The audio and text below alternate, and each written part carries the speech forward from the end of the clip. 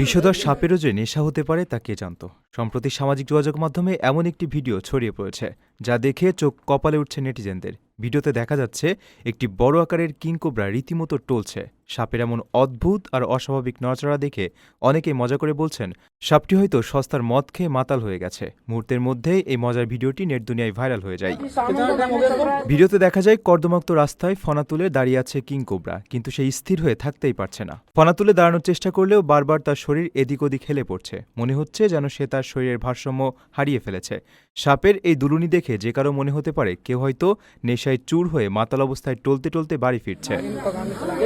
এই দৃশ্য দেখে সামাজিক যোগাযোগ মাধ্যমের ব্যবহারকারীরা নিজেদের হাসি ধরে রাখতে পারছেন না। একজন মজা করে দাবি করেছেন যে সাপটি নিশ্চয়ই কম দামের দেশি মদ পান করেছে, আর তাতেই তার এই টালমাটাল দশা।